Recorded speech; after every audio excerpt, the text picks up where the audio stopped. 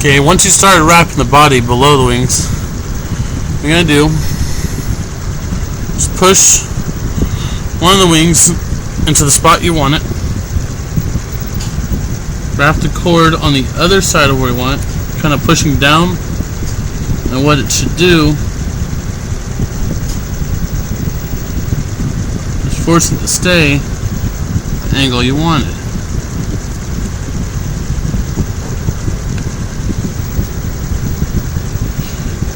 Do this a couple times, checking the angle and the position of the wing. And I gotta redo this one real quick. Okay, and then after you get the first one, do the same with the second. Bend it back into its spot. Wrap on the other side of it.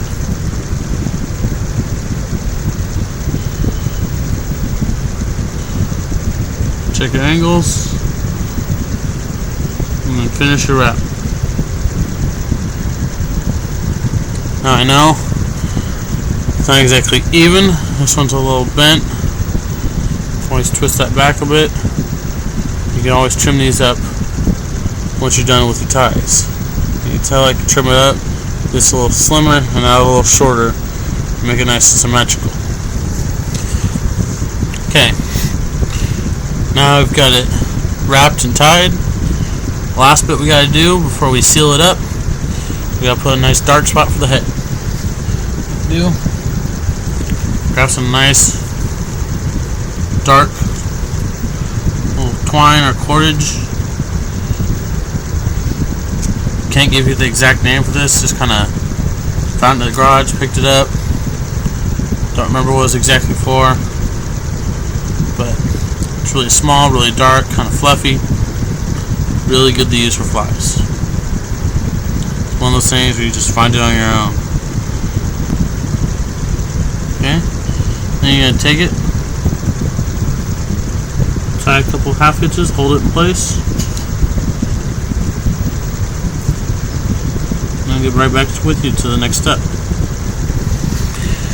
Okay, now we have this all wrapped and tied to the way we want it.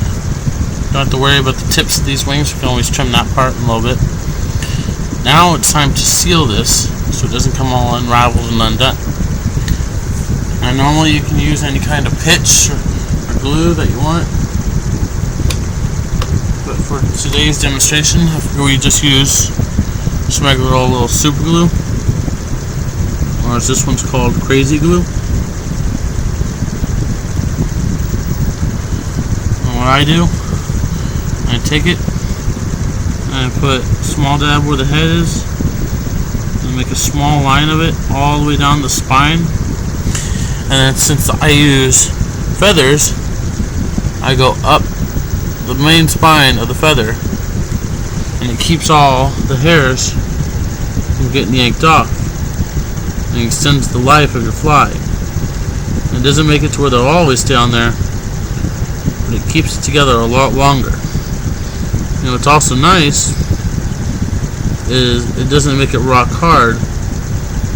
You still have that nice feathery movement and feel to them afterwards. It just makes them more stronger overall. So carefully apply this over all the spines, and there you go. Later on I can take a pair of scissors or my knife, trim up the exact shape I want the wings, but it is pretty much all done. When the glue dries, I can take this out and try to use it.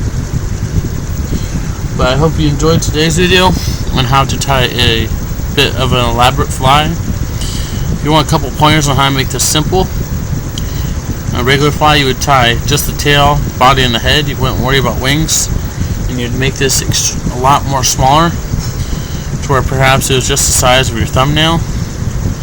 Just a couple of pointers and facts, but I will show a future video on how to do it. Well, this is California Wilderness speaking. Have a nice day, YouTube.